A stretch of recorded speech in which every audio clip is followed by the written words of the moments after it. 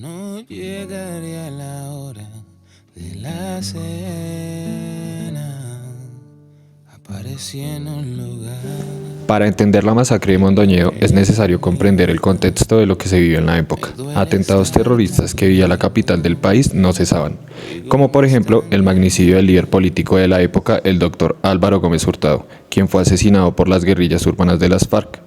Esto desencadenó una serie de atentados que puso en alerta a los agentes de inteligencia de la policía.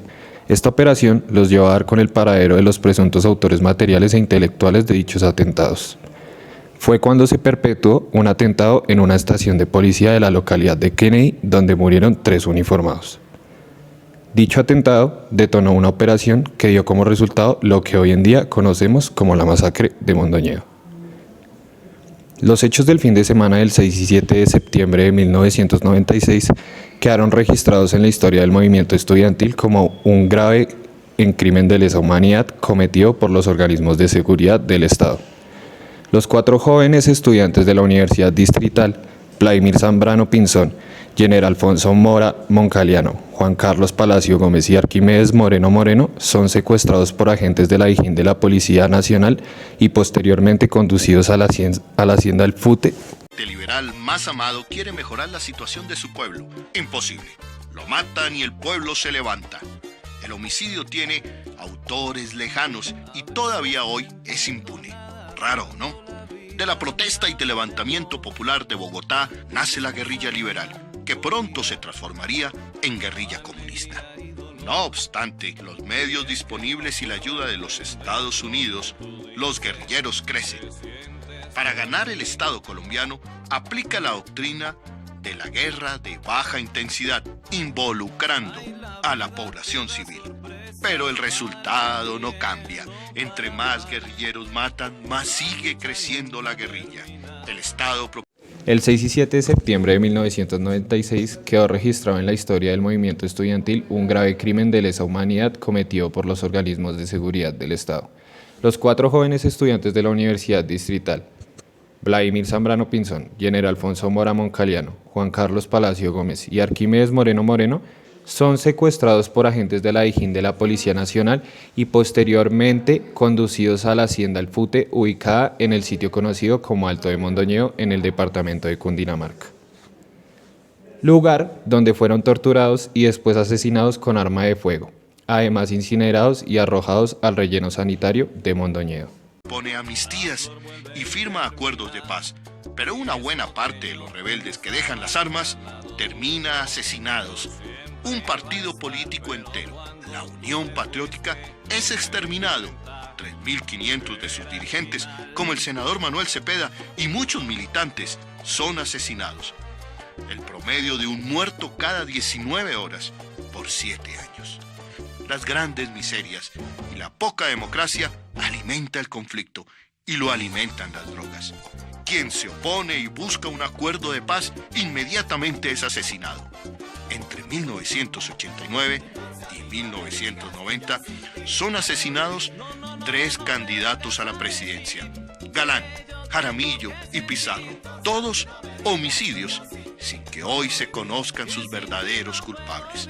Raro, ¿no es cierto? El Estado, para no tener problemas legales, empieza a utilizar a los paramilitares para los homicidios selectivos y para las masacres educativas. Los paramilitares se ocupan más que todo de quitarle el agua al pez de la guerrilla. Álvaro Uribe llega a la presidencia, prometiendo acabarla en pocos meses, luego en pocos años. Nada que hacer. Sus propósitos siguen frustrándose. ¿Qué hacer? Cuando no se logra cambiar la realidad, hay que maquillarla. Además se supo que otros policías por las mismas fechas en Bogotá asesinaron a los estudiantes Federico Quesada y Martín Alonso Valdivieso Barrera, de la misma universidad. Los jóvenes habían sido señalados por los entes estatales de ser guerrilleros y pertenecientes a la red urbana Antonio Nariño de las FARC, EP, y responsables de los atentados contra la fuerza pública en Bogotá. Los familiares de las víctimas afrontaron en su momento un proceso sistemático de persecución y amenazas para frenar su lucha reivindicativa en favor al esclarecimiento de la verdad sobre los crímenes de estos jóvenes. Pero finalmente, los miembros de la DIJÍN responsable de esa masacre fueron condenados por los delitos de secuestro, tortura y homicidio agravado.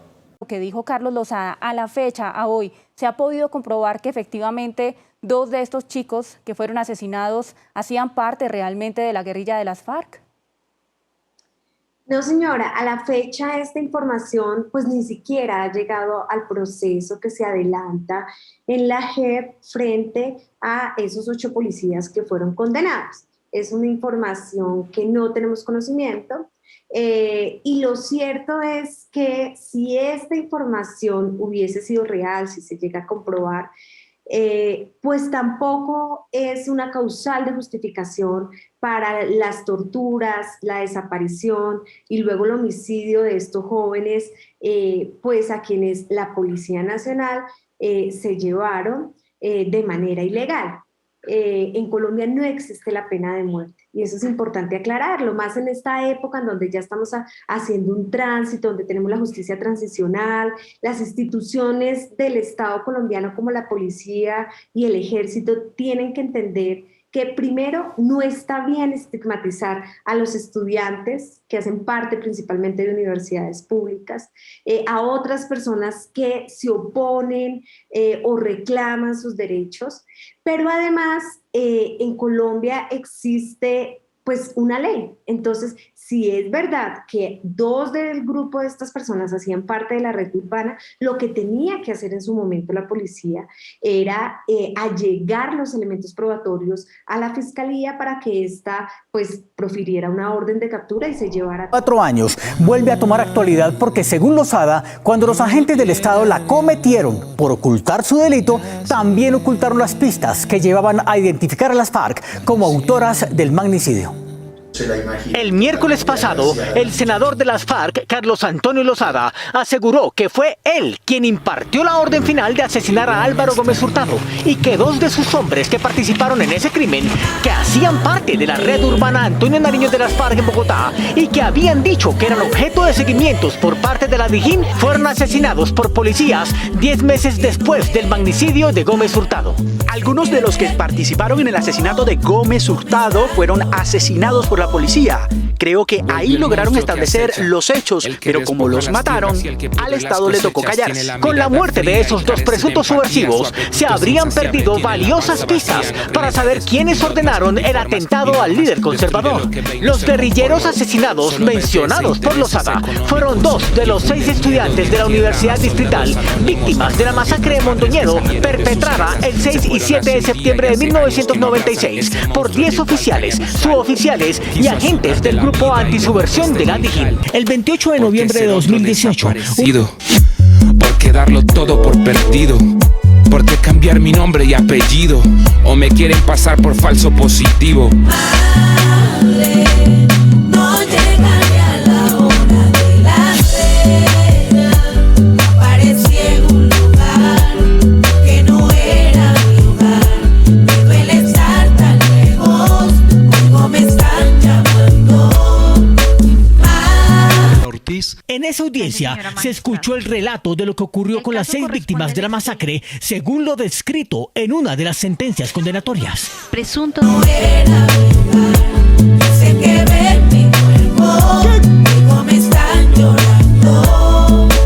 Hay sangre en la arena y esta vez no es del torero. Son 5 chicos que salieron pero nunca volvieron. Uno de ellos resistió de una manera inexplicable para señalarle el camino y que lo pudiera encontrar su madre en medio de una escena con respuestas en potencia y unos cuantos que no se entendía qué hacían allí. El dolor de familiares impulsados por el miedo, queriendo llevar sus hijos sin saber si podrían salir con vida a contarle al mundo lo ya sucedido. Si esta madre no se atreve, todo estaría perdido y estaría en archivo y otra historia para contar del país con la clase obrera que se muere en la impunidad. Sangre, hay sangre en unas manos ajenas.